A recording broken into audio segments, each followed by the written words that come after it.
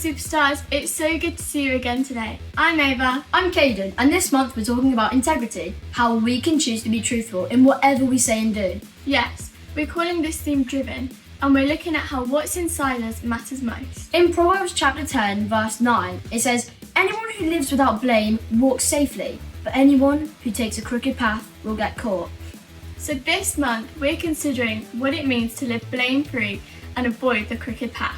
Let's go over to Story Lab to find out more. Welcome to the Story Lab. This week we're talking about integrity while we take a look at the story of someone who said no to something very tasty.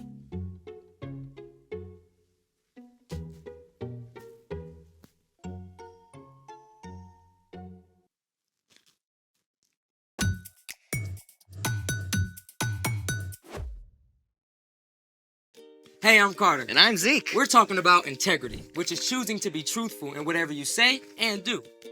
What are you doing? Oh, I'm studying to get my driver's license. You might want to study the actual manual instead of a racing comic. I already know all that stuff. Really? Yeah, I probably know more about driving than you do. That sounds like a challenge. Let's do it!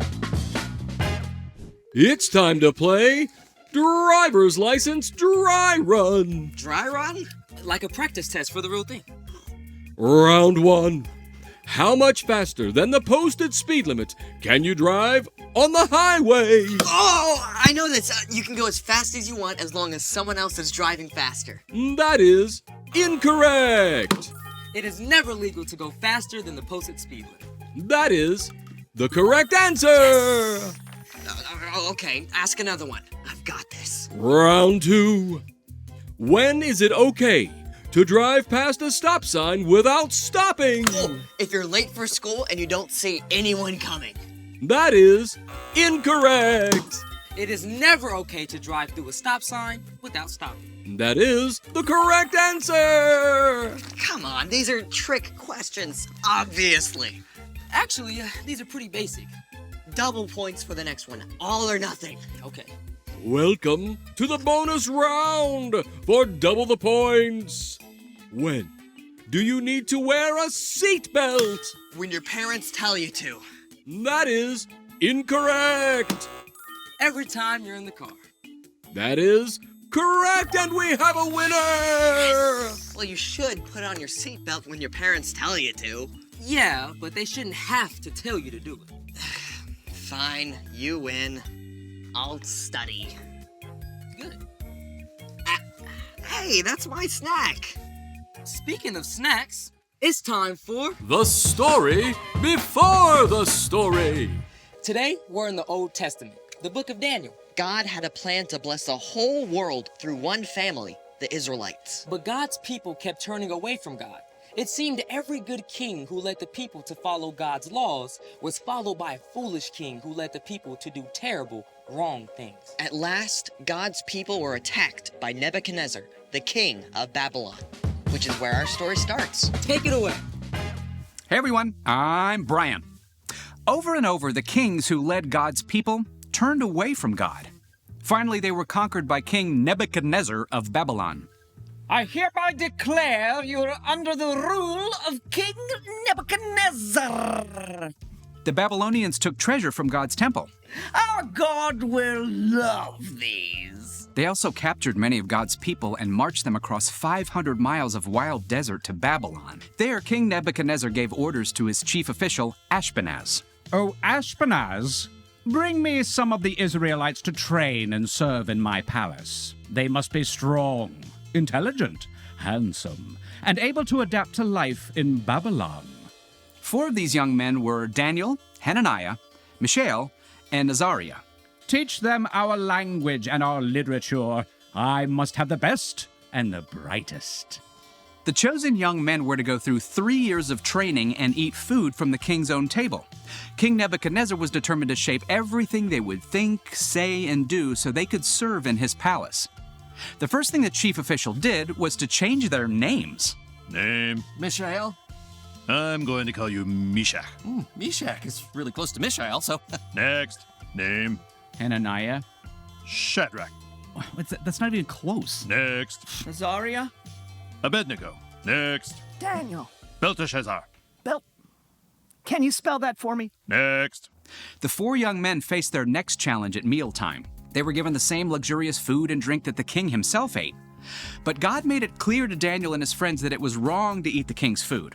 Perhaps because it had been dedicated to the king's false gods. We appreciate the honor, but we'd like to choose our own food and drink. I'm under orders from the king. If you don't eat what you're supposed to and show up looking worse than the others, I'll pay the price for it. Just test us for 10 days. Give us nothing but vegetables and water, and then see how we measure up. You have 10 days. So for a week and a half, Daniel and his friends ate nothing but veggies and drank nothing but water. And get this, at the end of those 10 days, Daniel and the others actually looked healthier than the other men who had eaten the royal food. I wouldn't have believed it, but I'm impressed. They should call what you ate the Belteshazzar diet. In addition to physical health, God gave Daniel and his friends knowledge and understanding. Daniel could even understand dreams and visions. And at the end of 3 years, these young men were at the top of their class. King Nebuchadnezzar, I present to you the graduating class of 584 BCE. BCE? No idea. About that. Nebuchadnezzar examined the young men and found that Daniel and his friends showed more wisdom and understanding than any of the others. What lives if it is fed, but dies if you give it a drink? That would be fire. Amazing! When King Nebuchadnezzar asked Daniel and his friends for advice, he found it to be 10 times better than that of his other advisors.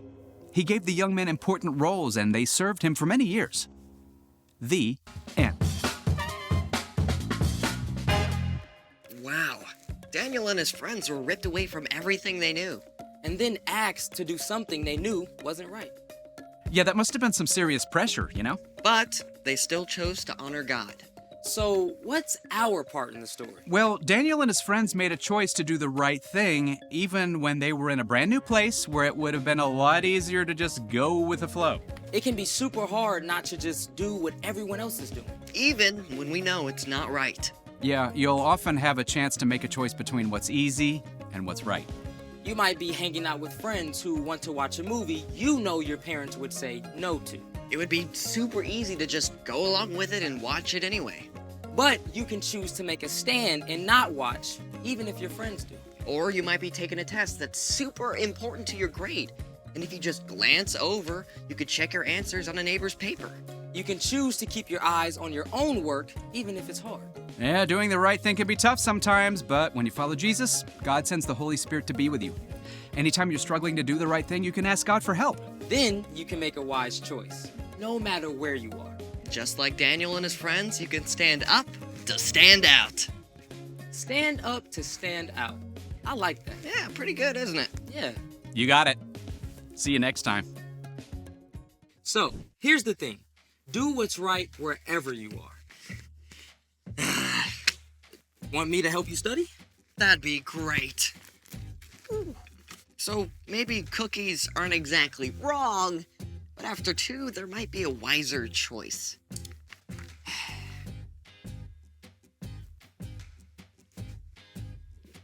Thanks for joining us in the Story Lab. See you next time.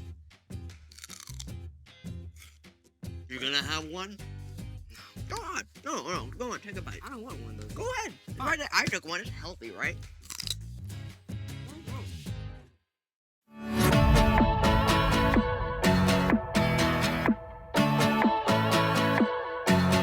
Why would I worry? You never show up late, and you don't make mistakes. I'm not in a hurry, no.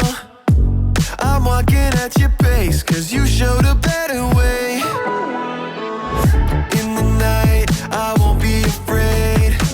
You're by my side, so I know I'm okay. So I will sing at the top of my lungs, the loudest praise, and it goes like, hey, you never change. Your love is strong and it won't fade away. And oh, you never let go. Every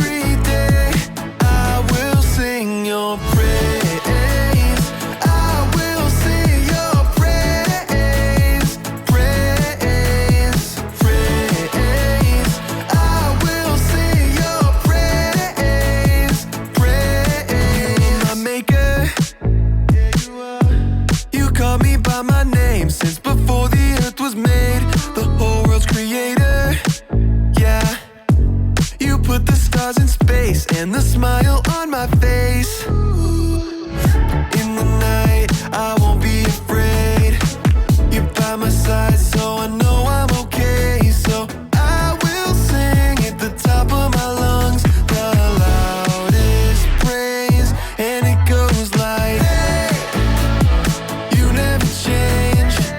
Your love is strong and it won't fade away. And oh, you never let go. Every day I will sing your praise. I will sing your praise. Praise, praise. I will sing your praise. Praise.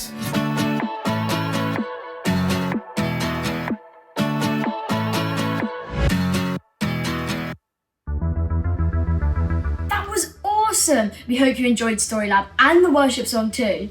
Do join us again next week for more fab stories, either online from 9:30 a.m. or on site at the Free Church Hall in Letchworth from 10:15 a.m.